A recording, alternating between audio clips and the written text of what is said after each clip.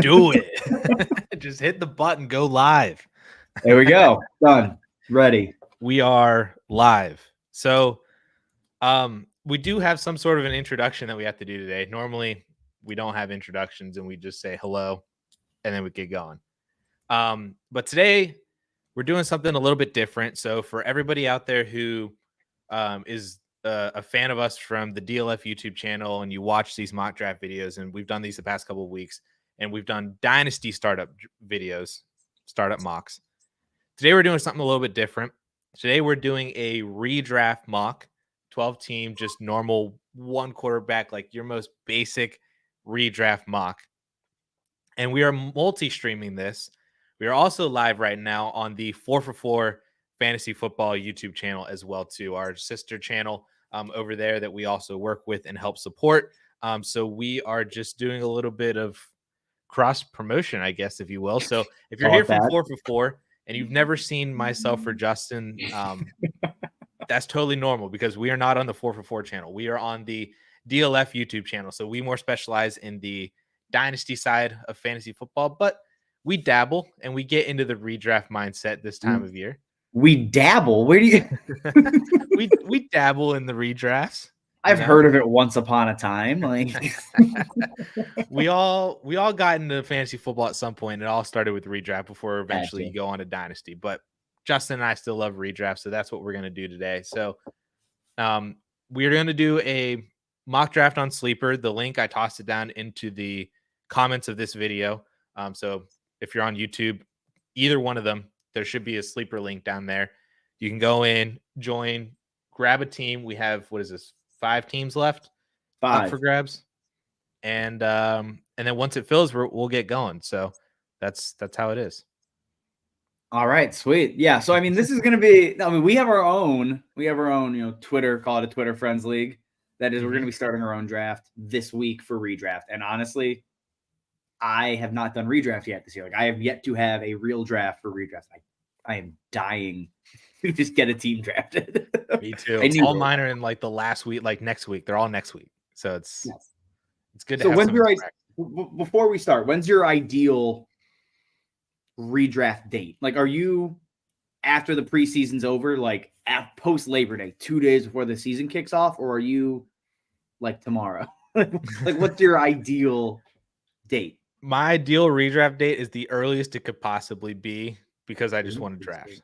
Within reason. Like, I think late August makes sense. Anytime within here in late August. But we do, like in my home league, we try to make it a point to be all together and like do like a live one where you put the stickers up on the board, the whole thing. So coordinating 10 to 12 people's schedules is getting more and more challenging the older that we get. So we kind of do that draft whenever we possibly can. We've gotten it done at the end of July before, and people, don't strongly disagree with that, but that's the only time that we can make it work. This year it's at the beginning of September. So it kind of is whenever it is, but I do prefer it to be as close to the NFL season as we could possibly get without it getting up to like, we need to draft now because week 1 is tomorrow.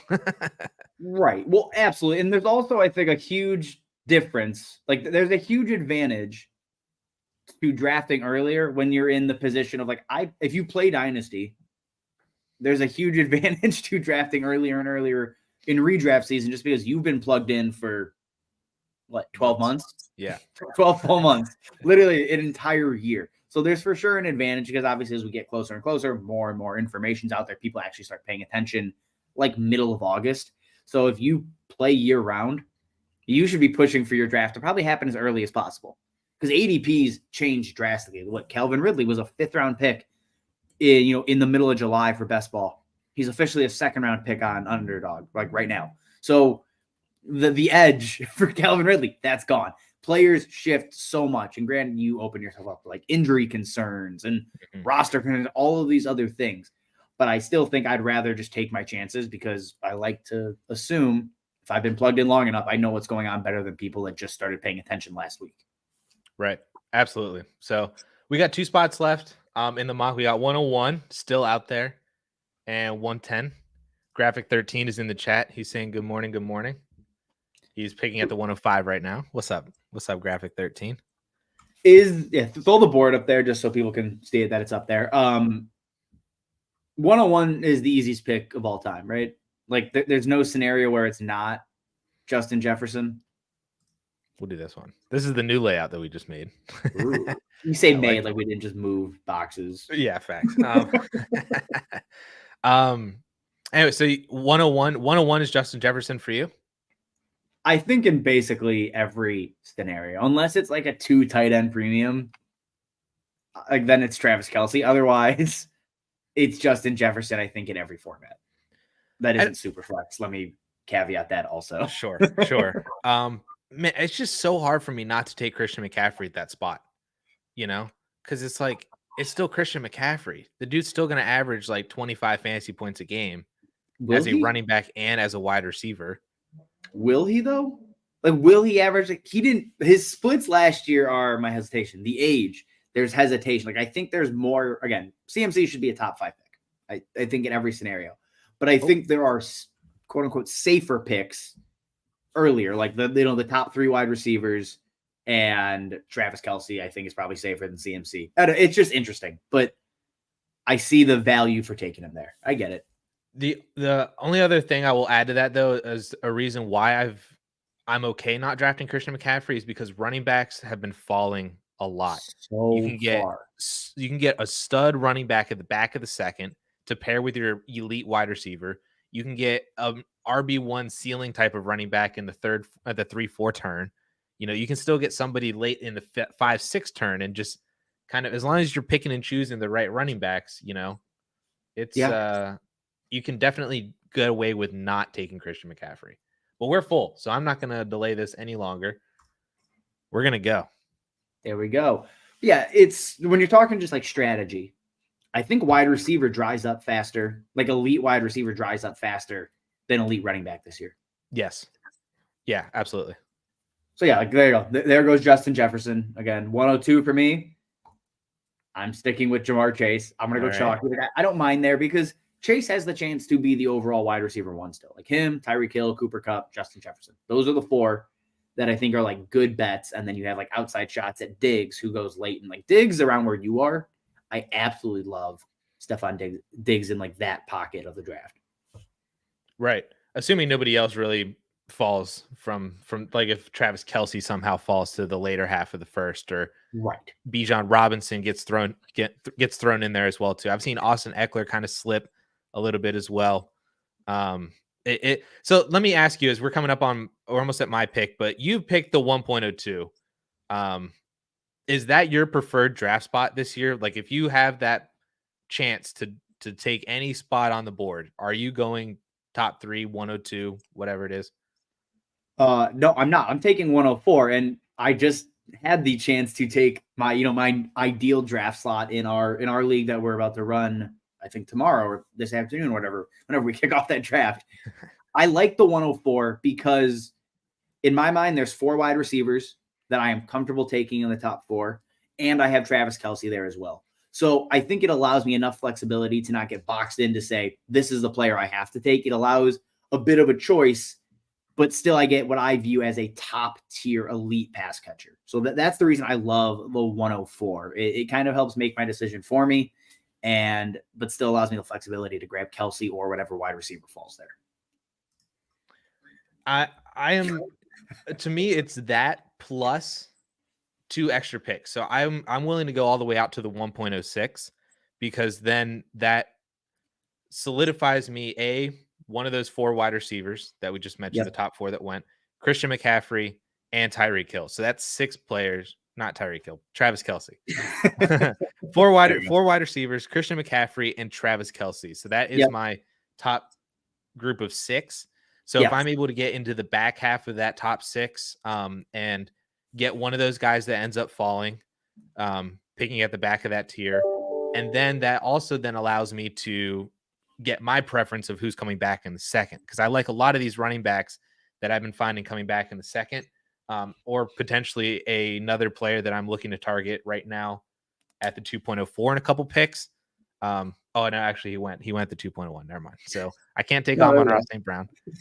But I got one other player that I've been loving almost anywhere in the second round. I've seen him fall to the late second, which is why I'm on board with him, with you getting a top 3, top 4 pick, because you can still get my pick down here of Tony Pollard down this late. But I am so willing to draft Tony Pollard at the early second as well, because his upside is just phenomenal this year. Like he has the ability to finish as the RB1 overall. He was a top 10 running back last year while splitting carries and splitting snaps with Ezekiel Elliott, who took 250 touches away and scored 12 touchdowns. That Tony Pollard now has the ability to soak up some of that opportunity with his talent.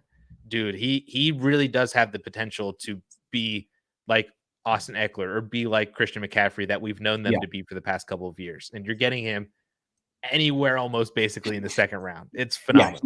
But that's the point. Like, again, you look back 2 years, 3 years even, a guy like Tony Pollard is a first round pick. Yep. Like he is in the first round 9 times out of 10. Now, again, you're looking, 7 wide receivers, 8 if you want to count Travis Kelce in the first round of drafts. Like that is such a far deviation from what all of us grew up playing fantasy with, where we have skewed so far to heavy wide receivers. And I'm guilty of it as well. But that means it just opens you up for a ton of running back value in the second, the third, the fourth, the fifth, the sixth round. What used to be that dead zone gets a little bit more interesting. You can find a lot more, I think, just pure talent later in drafts at running back, and wide receiver dries up very, very quickly. Yeah. It seems like we've skewed the opposite way to where they're just now where it used to be the running back dead zone is now a wide receiver dead zone, because a lot of these guys are very, very similar as, top 30 options that all have the potential to finish top 15, all have the potential to be at the, wide receiver 29 or wide receiver 30. It's just they're all very, very similar that it doesn't really make sense to take some of these guys that are going at the top of that tier versus a couple guys that you can get maybe a round and a half later, and instead go for those running backs that are falling that far and prioritize these stud wide receivers at the top of your drafts. That seems to be the way that I've been finding it, almost basically no matter where I actually end up drafting in the draft board. So I kind of do like a lot of different positions, and I've found that there isn't really one spot that I just like absolutely hate. But I don't think you can draft a good team from anywhere on the board. Let me be very clear. Like you're not making or breaking your roster because you picked, third instead of 8th or whatever the hell it is. Like it doesn't really matter.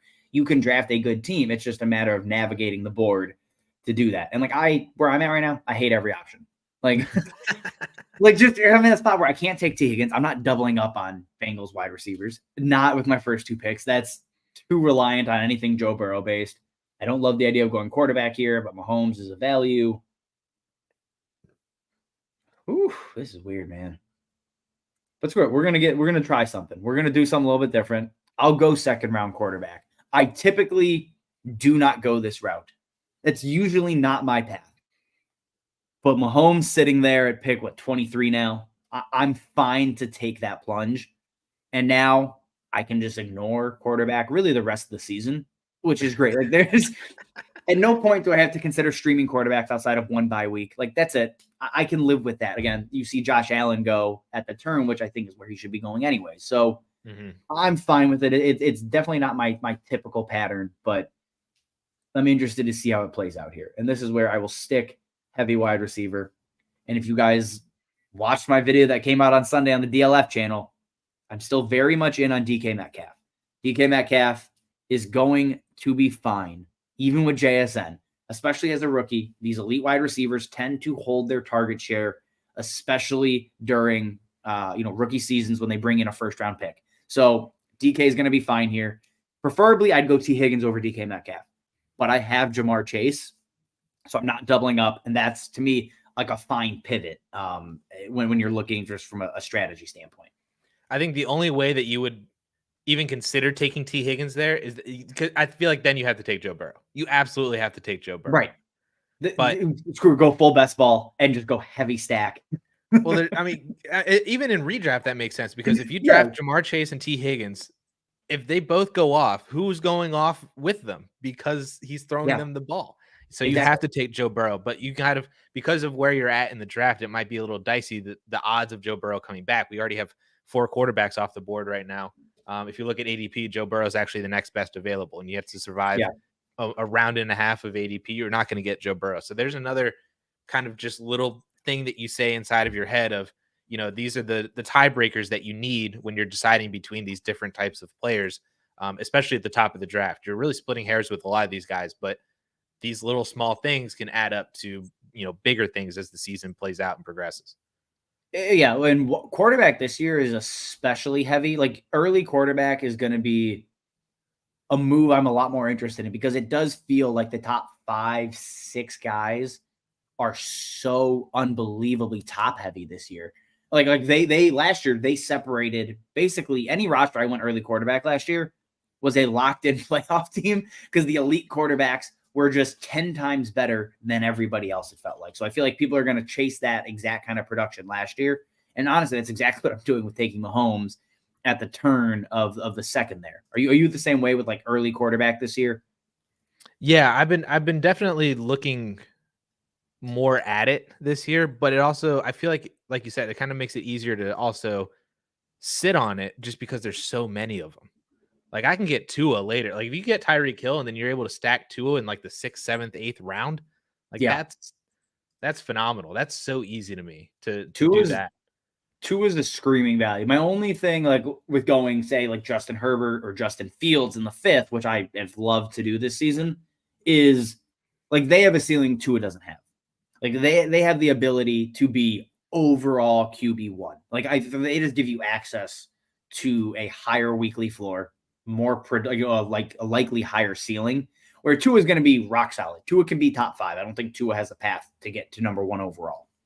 Mm-hmm. Yeah. Yep. I agree.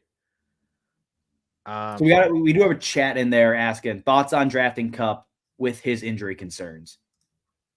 I'm fine. Like I'm fine taking Cooper Kupp early. I'm fine taking him in that top tier of wide receivers. He's probably wide receiver 4 because he does carry the injury concern. Like that's a differentiator within the tier, but he belongs up there in that conversation. Yep. I am totally fine. I've had him prior to him getting hurt a couple weeks ago. He was my wide receiver 1 this year, ahead of Justin Jefferson, ahead of Jamar Chase, ahead of Tyreek Hill. I view them all very similarly, all within the same tier, but because of the injury, it does, like you said, add an additional layer of potential risk that the other 3 currently don't have right now. Yep, so absolutely. Yeah. So I'm very comfortable drafting him anywhere inside of the top 5, honestly, anywhere inside of the top 3, even if you want to still take him ahead of, any of the other wide receivers or ahead of Christian McCaffrey. I'm totally in on that too. Which feeds into what I was saying earlier as to why, 105, 106 is more my preferred area, because then it lessens the decisions you have to make because I'm comfortable with basically any one of those guys. Yep. Thoughts on going 3 running back at the turn there?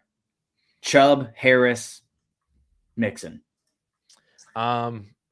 Make your pick, and then I'll speak on it first. Make your pick. Go for it. It's bold. It is bold, especially I think with that group. Not only is it aging running backs, right? They're all 25 plus. I'm pretty sure Najee's 25 now. You're also looking at guys that are just volume plays. Like that's interesting to me. But Mixon is declining. Mixon I like as like a late RB1. Like if I basically punted running back, I love grabbing Mixon as my RB1. I don't think you need him as an RB3. Like when I can take Amari Cooper over Joe Mixon, I'm probably going to make that decision, right? I'm probably even taking out Debo over Mixon as well. Like there's points there where I think it's just, that makes sense, Jack. I'll stop then. Go ahead, man. Do your thing. This is why you do mock drafts. You end up, you mess around with different strategies, different draft slots, and you kind of see how the board looks at every single one of your picks in the first 4, 5, 6 rounds. And, you go one way in one mock, you go another way at another mock, and maybe you end up, liking one or the other, or saying, I don't like either one of those. So then you can cross off almost that draft slot entirely, or basically not to go so hard one way or the other if you do end up with that draft slot. Yeah, I have the 102 in multiple leagues this year. So I like doing the mock from here. And the thing is, like, I have a good mix of 10 and 12 team leagues this year. 10 team drafts, people are like, well, it's not that much different. 10 team just feels easy. Like, for like, I never leave a draft in a 10 team league where I'm like, oh, this draft sucks. Like, you know what I mean? Like, every single time I look at it, I'm like, yeah, every single team here is good. The difference for just the two teams make is drastic. It's crazy. Well, you think about it, every single turn, like from if you draft 1 or 2 in a 10 team, your next pick is yes at 209, but you know that you're up in here now. Four That's picks. A 4-pick difference. Right. Tony Pollard comes into play at the turn there. He was already in play, I feel like, in normal 12 teams for some leagues, but he really comes into play. Yeah, for sure. And then you go another, turn around, that's 4 more picks. So now, your 3-4 turn is up, like in here, basically. It's like, yeah. So it is definitely a wild difference for sure. And like, it doesn't feel like it would be like, it's just 2 teams. And then I'm like, oh, I left with Chase, Wilson, and DK Metcalf. Okay. What a great turn. All right, we're back up here. Man, Joe Burrow made it back to you. I would like to point out that Joe Burrow made it back. I know. And so did Justin Fields, where like, this is why, okay, I'm probably not taking Mahomes at the turn because I can look at other quarterbacks that are in this range. Because usually if Burrow doesn't make it, Herbert does, and Justin Fields. Like, they're almost always here at this spot. And now I go ahead, peek at running back. I'm not starting with Dameon Pierce in the 4th. Sanders banged up. I'm sliding him down my board from a safety perspective. So I'm going to go another wide receiver. I'll gladly take Jerry Jeudy. But for me, it's between Jeudy, London, maybe sprinkle a little bit of Christian Watson there. It might be early for him. But again, I'm just going to lean so hard into heavy wide receiver because I love it. I mean, the weekly ceiling is naturally higher when you're starting multiple wide receivers. That's just what happens because wide receivers typically have access to a higher ceiling than any running back will. So again, all the running backs are there still. They're all the exact same. Except for Dobbins. Yeah, Dobbins is gone, which is a bummer because that's the only one. That's why I was actually kind of surprised that you didn't take Dobbins there and then see what came back to you at wide receiver. I like Jeudy too much. That's my issue. So this is where I'm looking at Kittle, not taking Kittle here, not taking Kyle Pitts. I'm just in a weird spot. Let's go to P. Let's go pure upside. That is what Christian Watson offers. As my wide receiver 4, I'm less reliant on him. I'm fine with him as my second flex.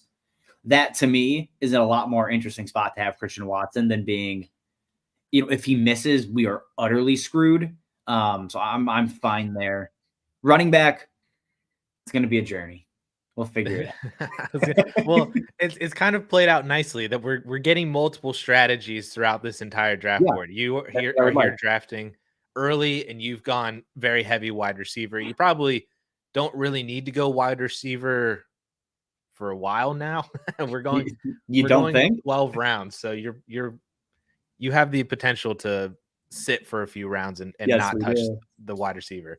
I've gone for a very balanced approach so far through 4 rounds. I've got 2 wide receivers and 2 running backs. All guys I believe could finish in the top 12 at their position. With Keenan and Aaron Jones were the 2 picks that I took at the 3-4.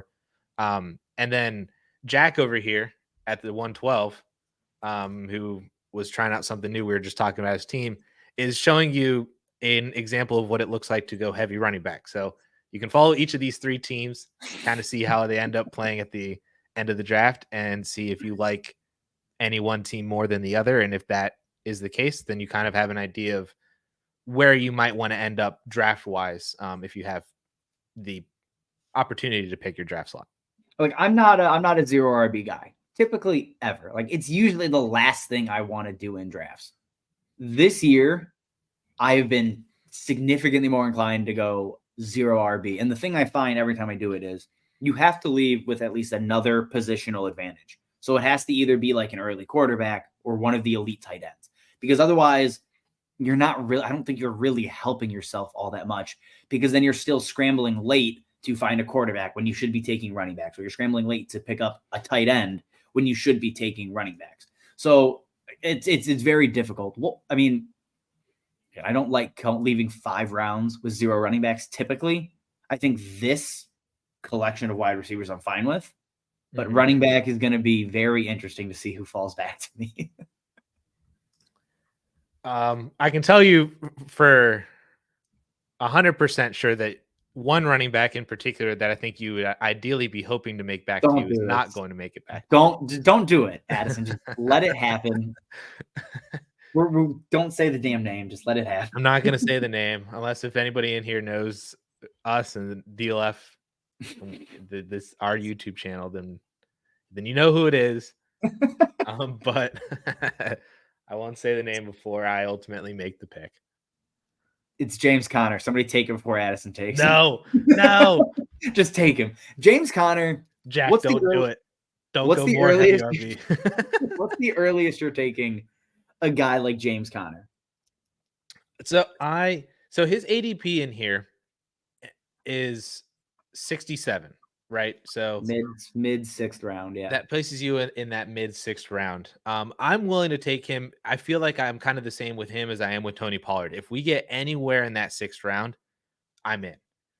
Because he does carry that upside of being an RB1. He's been a top 10 running back in points per game each of the past 2 seasons with the Arizona Cardinals. And now it's entirely just him. Keontae Ingram is not going to fight for a lot of touches, sharing with James Conner. And you looked at the splits that in the 4-game sample after Kyler Murray got hurt last year, he was just phenomenal because he got all the volume.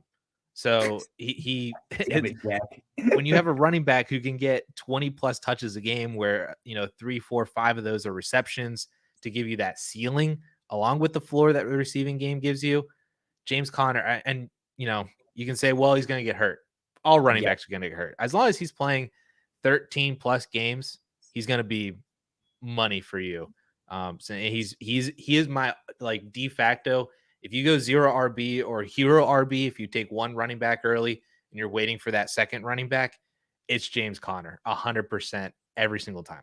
What if you need a third wide receiver really badly? Like you're looking at your team, you're like, damn, I don't need a third running back at all. What about that? Right now? About that, man? The thing is, I know he's not getting past the next pick too. So the only way, so I was looking at Christian Kirk coming back because I took Trevor Lawrence. So I was like, as my wide receiver 3, it would be nice to have that stack because I lost that opportunity with Keenan Allen and Stephon Diggs. So that is a nice little, if you have somebody that you throw into your flex and it's a wide receiver, it's nice to have that stack with your quarterback to give you some maximum upside during that week that you're doing that. Yeah, you should do that. You should definitely just go. Probably take Zay Jones here then. Just really solidify the stack. Just really go for it. Or just take James Conner, who's going to go into my weekly flex spot as an RB1. I have 5 positional players that are going to finish top 12 at the position. You got Conner top 12, locked in top 12, and at least in terms of points per game. Right. Yeah, absolutely. Yeah. And then Trevor Lawrence is going to be a top 6 or 7 quarterback. So I love James Conner. I'm not putting him top 12. But I think just because I think the offense is going to be so bad. But again, when I'm taking James Conner in the 6th round, I don't care if he's top 12. You know what I mean? I'm not drafting a running back here with the expectation they're a top 12 running back. So the nice thing with James Conner is top 20 for sure. But he has a path to be top 12. That is very much a possible outcome because, again, we've seen him do it back-to-back seasons in Arizona. He averages over 20 points per game without Kyler Murray. I don't expect him to average 20 points per game every single game without Kyler Murray. Right. If that happens, he's a league winner. And I'm just watching running back get decimated as I'm talking. Holy crap. So to kind of bridge that gap between you're watching running backs get decimated on your 0 RB team, Jack has a question down in here too. Where do you guys like Javonte Williams? Where have you been targeting him in a redraft? He's a year removed from that devastating knee injury that was basically seemed like it was going to be like J.K. Dobbins all over again. And we all saw how J.K. Dobbins' season panned out last year. He was a terrible pick for whoever drafted him, essentially. So Javonte's kind of on that same track, but he has been cleared for contact. He played. Did he play, or is he playing tonight? I don't know. He's supposed to play during week 2. Is that tonight? Yeah, I don't think they played That was this week. 2 nights ago. There we go. 2 nights ago. He's probably going to play week 3 then. There we go. Rachaad White. I'm fine. Rachaad White's one of the last running backs left that I'm like comfortable with here as an actual RB1. But to answer the Javonte Williams question, right there. right here. 702.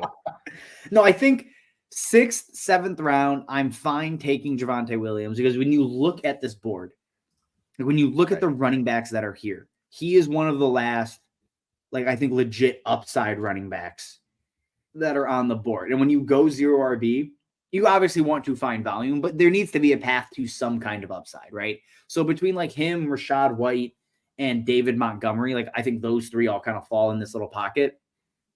I think Javonte Williams at least has the potential to be a workhorse, where David Montgomery is going to split touches with Jahmyr Gibbs. That is a guarantee. I don't want to be super reliant on touchdowns. So I'm going to chase a little bit of upside with Javonte here, even though, right, the injury risk, like he's probably going to take time to get healthy. It's going to be a bit of a steep learning curve there for him as he tries to learn how to run again, basically.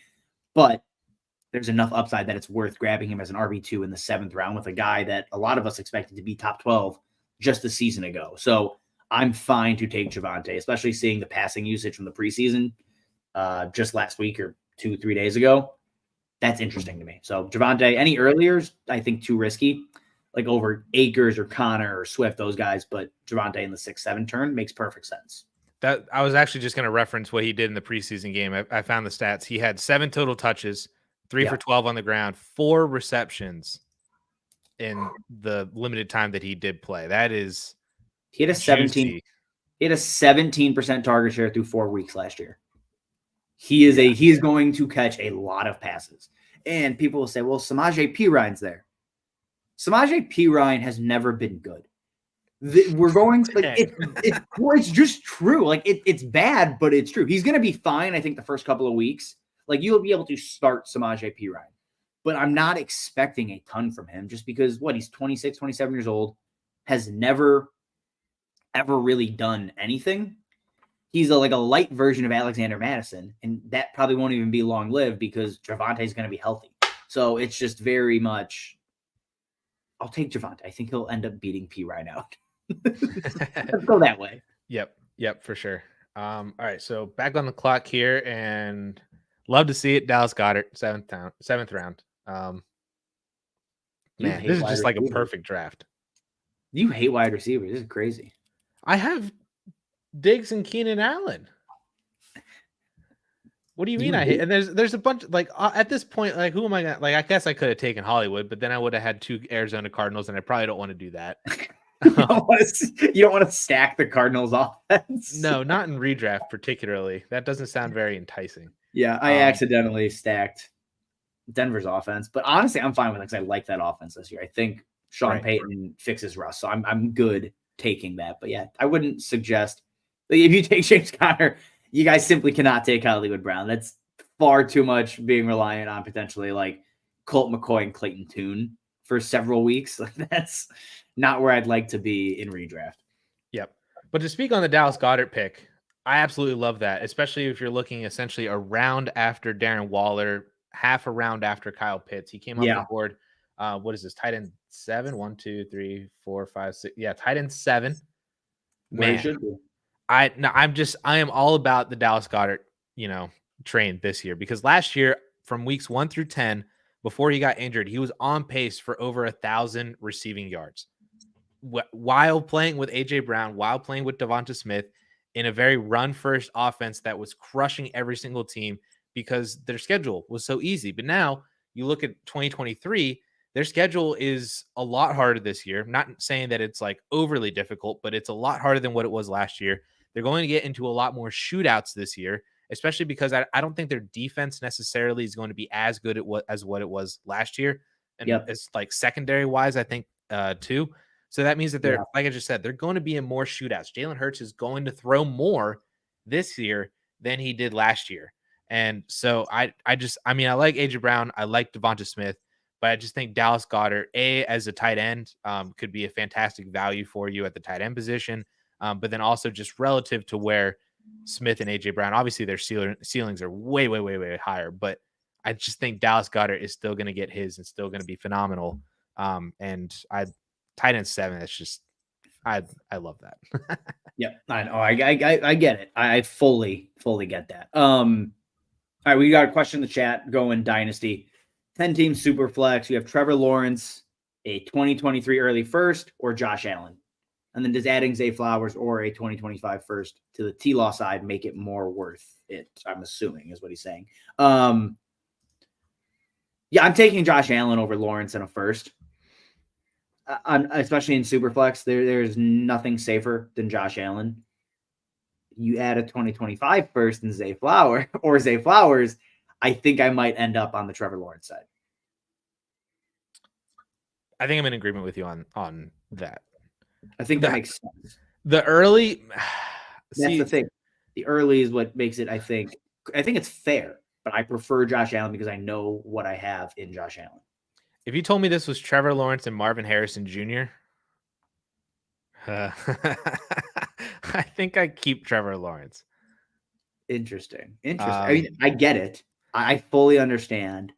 However, again, I'm going to take the known, like the 100% known commodity. Lawrence is probably going to be a quote unquote known commodity in a year. But right now, there is zero risk with me taking on Josh Allen. And we all know how difficult it is to predict like future first. Like we think it's early. There's a lot that can happen from right now until a rookie draft in May, or I guess January when rookie picks get decided. So I think that, again, you're just opening yourself up to, I think, a little bit more risk than I would like if I'm giving up Josh Allen. I mean, basically, that's like the only way I'm really hesitant to not take Josh Allen is if it's Caleb Williams or Marvin Harrison Jr. So 101, 102 in a super flex league and redraft and rookie drafts next year. If it's 103, I'm taking Josh Allen. If it's 104, I'm taking Josh Allen. Any other quote unquote early first that's not 101 or 102, I would take Josh Allen. But I would not add Zay Flowers or the 25 first to do it.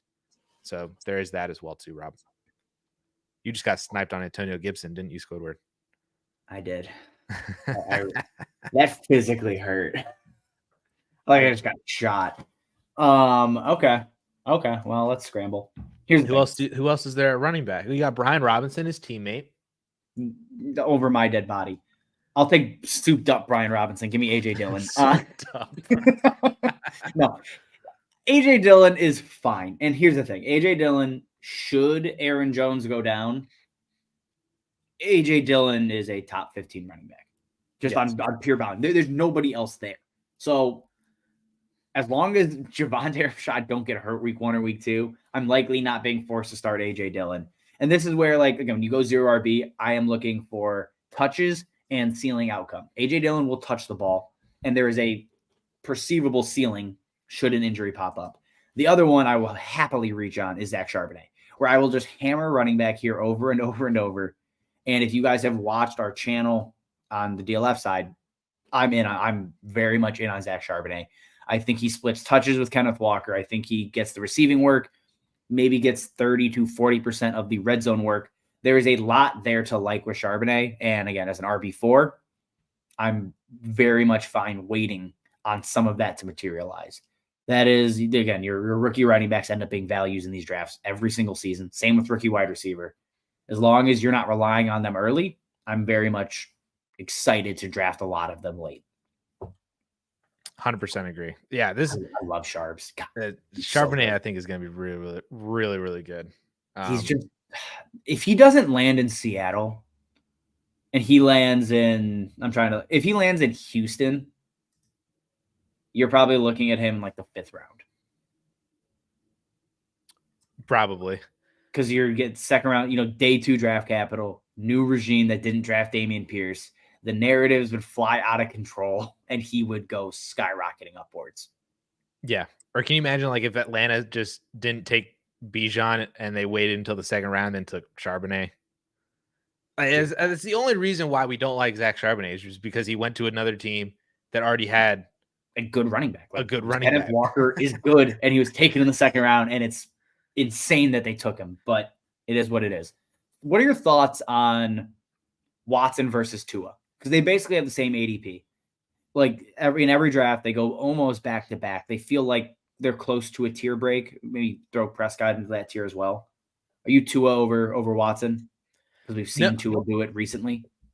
No, I'm actually more Watson over Tua because I think that they have similar ceiling passing wise in terms of at the end of the year, if you told me that they both threw for 4,530 to 35, I'm totally on board with that for both of them. But I'd also think that Watson adds an element in the rushing game that Tua just doesn't do.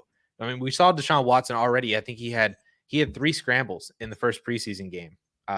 And if he's going to be doing that, where he's rushing 3, 4, 5 times a game, like that's an element to his fantasy production that Tua is just not going to give you. So that just further elevates both his floor and his ceiling. So I would take Deshaun Watson. I do think it's easier, though, if you care more about stacking. I do think it's easier to stack or more potent, I guess I should say, to stack Tua with either Tyreek Hill or Jalen Waddle. If you go with one of them in the first 2 rounds, Watson, of course, you can stack with Amari or Elijah Moore. I took Elijah Moore in the eighth round. I just don't know how potent that is compared to Tua and Tyreek. I feel like you kind of need that combination in order to justify. It's funny you bring up those stacks because the Tua guy stacked with Tyreek Hill and the Watson guy stacked with Amari Cooper. So there you go.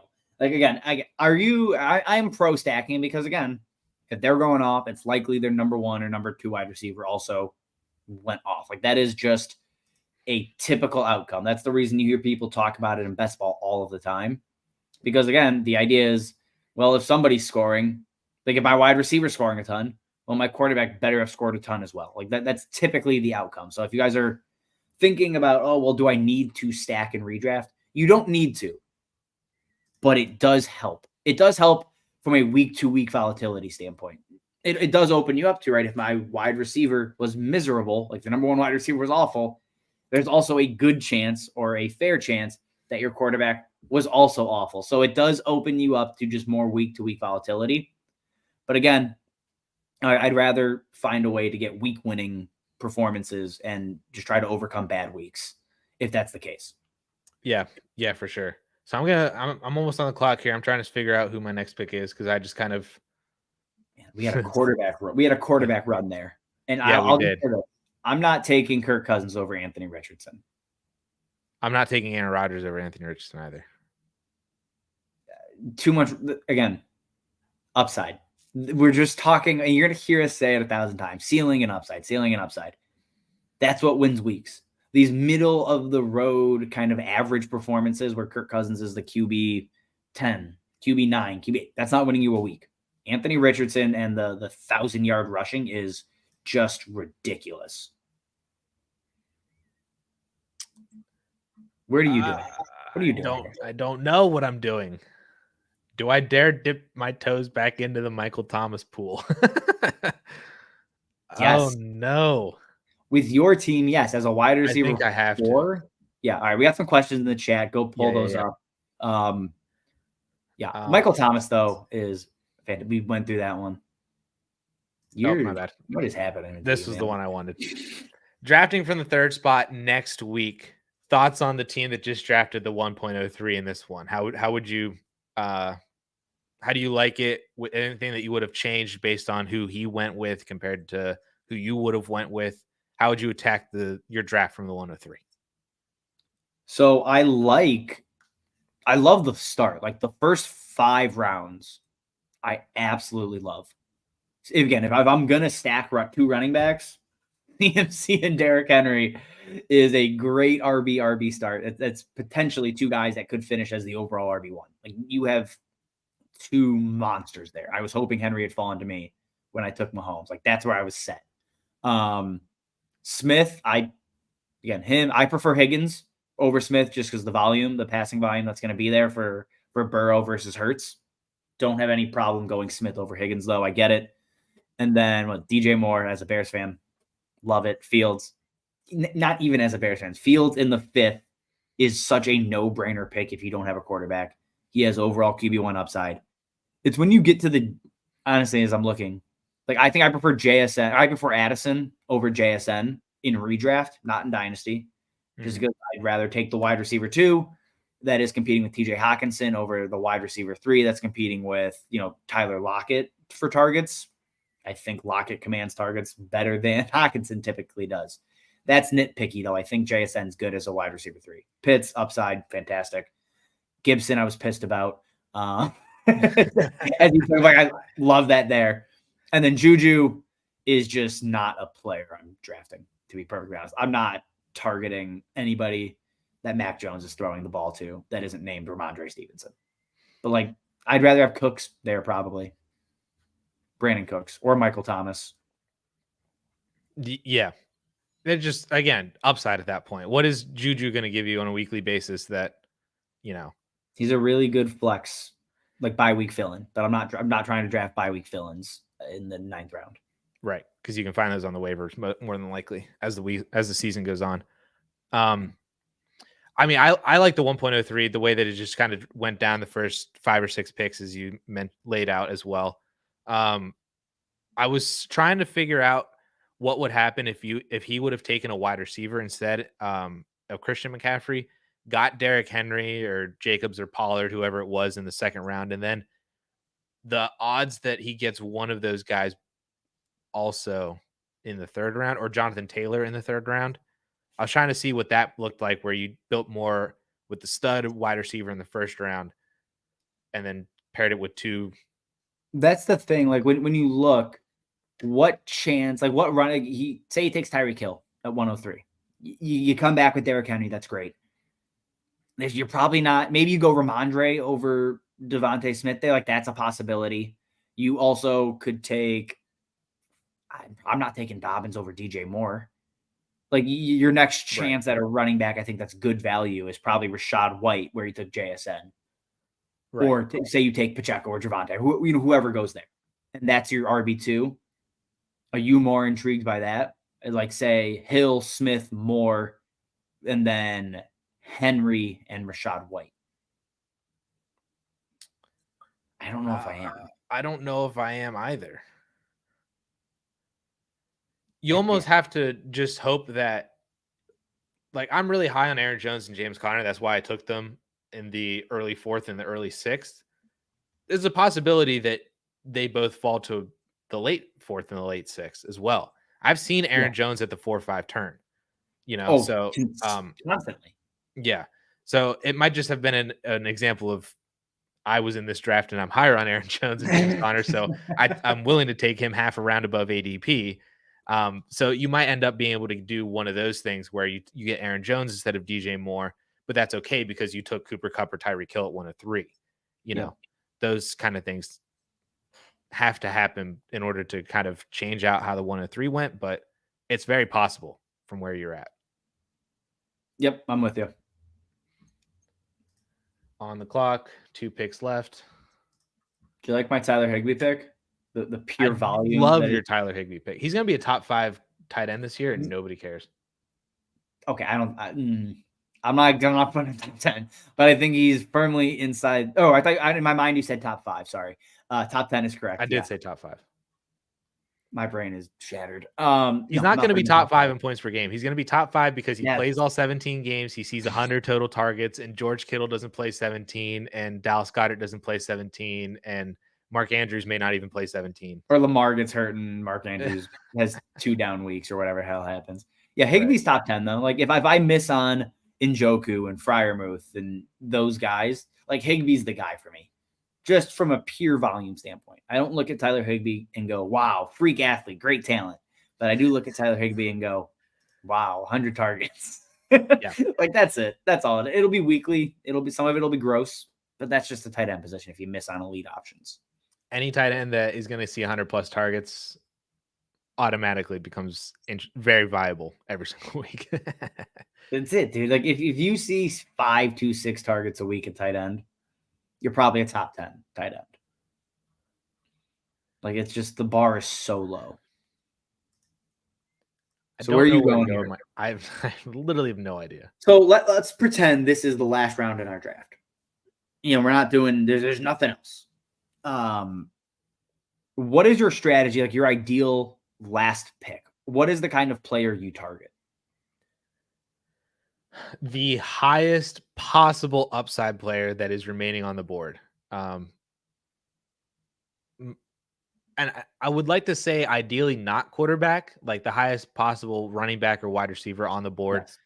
but also somebody that I don't have to sit and wait till mid-October or late October to figure out if that was a good pick or not. Like somebody who I'm going to know by week 2 or 3 whether or not I can actually cut this dude. Maybe even before. Maybe he's the first guy I cut right after week 1 for somebody else who also has that same upside, but did a little bit more, flashed a little bit more in week 1 or to end out preseason if we're drafting right now and he did something later. That's the thing. And that is one of the biggest things I think people always get caught or get confused about is like going pure upside. Well, this player could have the most upside. Okay, well, I'm not typically drafting rookies with my last pick because rookies take time to ramp up. Do I really? And the example I always use is Amon-Ra St. Brown. Like Amon-Ra St. Brown paid off in week 15. Like by the time you were ready to trust him, he had a crazy upside. He was a great last round pick. But did you really hold Amon-Ra St. Brown for 14 weeks just to like hope for something to pay off? Absolutely not. It's typically a player that I think has a questionable role heading into the actual season. That, and you know, if they win that role, it brings upside. That's the kind of guy I want. I want to know by week 2 if I can move that player because I need to churn my roster for waiver moves. Like that has to happen. So it can't be a guy that you're going to have to wait, like Addison said, 6, 7, 8 weeks, because then what the hell are you doing? Like you're kind of wasting a roster spot on a player that may or may not work out. Like for me, a good one is any of the Chiefs running backs. Like if they're there late, like if a CEH is there or a Deneric Prince, I'm fine to grab them with my very last pick just because I don't really know how that backfield's going to shake out. I think it's Pacheco and McKinnon, but maybe it's CEH. And here's the thing, CEH doesn't play week 1. Great, cut him, move on from my waiver wires. Like those are the kind of things I like, right? Raheem Mostert versus Jeff Wilson versus Devon A-Chain. Like if I can grab one of them very late in a draft and see how that week 1 touch split shakes out, I'll probably move on from like Mostert or Wilson, right? If the other one doesn't appear to have a role in the offense. So like those are the kind of guys I look to target. So you're on the clock right now and Jeff Wilson is there. Are you taking Jeff Wilson? I am. There you go. So to speak on the player that I took Jonathan Mingo, which went against what you said in terms of I'm not really drafting rookies. And it also double kind of isn't as ideal because he is a rookie with a rookie quarterback as well. So not great. But I would say that I feel like Mingo fits that mold because there's a lot of potential with Bryce Young as the first overall, pick, and he looks the part of an NFL quarterback already in preseason. There's a lot of upside there. Mingo himself, freak athlete, tons of upside, and he's in a receiver room where there's just a bunch of not a lot of other fantastic options. We're joking about DJ Chark's route tree, I think in a video last week. And his reception perception is like bottom 5th percentile across the board in everything. DJ Chark is not a totally good receiver. First percentile, baby, versus man. Adam the Thielen, worst. Literally the worst. Adam Thielen, old, can't really separate all that much. Laviska Shenault is not good. Hayden Hurst, tight end, is he going to really steal a lot of touches and targets? Probably not. Jonathan Mingo, with his athletic profile and size and everything, it's just he has the ability to really show out in this Panthers depth chart. And he kind of already did in terms of, like air yard share and target share in the first couple of preseason games as well, too. That it seems like he is one that breaks the mold of I will know early on what I have in Jonathan Mingo or not. Yeah, I'm with you. All right, let's run to the chat here because I know we're going to wrap up here shortly. We got a bunch of questions we got to get through. Yeah. All right, guys, let's start throwing questions our way. There we go. Tyson grabbed Trevor Lawrence and Deshaun Watson first 2 rounds from the 8th spot in a Superflex dynasty. Thoughts on this pairing long term? I love it. Yeah, they're good. very good, especially in Superflex. You can ignore quarterback basically the rest of the draft. Maybe grab, I don't know, name a quarterback. Baker Mayfield super late as like a Sam Howell, whatever. Grab whoever late as a QB3 and move on. He said he could have had Lamar and Fields instead of Trevor Lawrence, but the deed is done, I think. Yeah, I would have gone both Lamar. Those guys over Lawrence. I'd go Lamar over Lawrence over Fields. Okay. Yeah, I mean, Lamar, I would have gone Lamar as well, too. He would have been the pick. Will says that stacking also helps with the bye week madness. Yeah, just take your loss on 1 week and move on. I love doing that, like stacking bye weeks. It's great. Yeah. It's one thing where it's like, oh, crap, like 5 of my 8 starters all have a bye in week 7. But it's like, at the same time, like you said, just take the L and move on instead of fighting for wins in 3 or 4 weeks out of the season. Yeah. Josh, where do you guys think Aaron Rodgers will finish? Top 12 or top 15?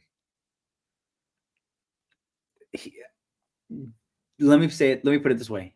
I don't think it matters if he finishes QB 11 or QB 18 because there's going to be like a 1 point per game difference between that range. I don't think he gets into the upper echelon of quarterbacks that we're like actually excited about, which is, the guys that can average 23, 24, 25 points a game.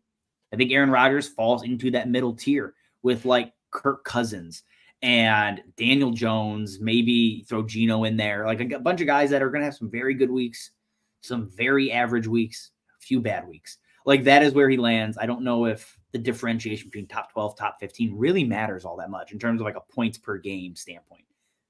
But like in that range is where he's going to finish it, like 10 to 16. Yeah, I agree. I think that if he finishes top 12, it's not going to be significant enough that it feels like he was top 12. To where, like you said, it's not going to be all that much of a difference if he's QB 10, QB 16, QB 12, QB 18. Because I don't think that he has the ceiling to finish inside the top 5 anymore.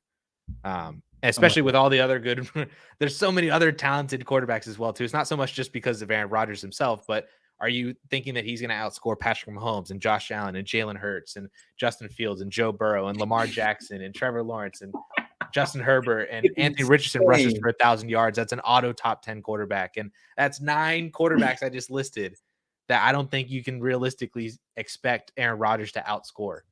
And not even to mention that if Deshaun Watson comes back to Deshaun Watson form and Tua is healthy all year with Tyreek and Jalen Waddle, that's just, I don't think it matters necessarily.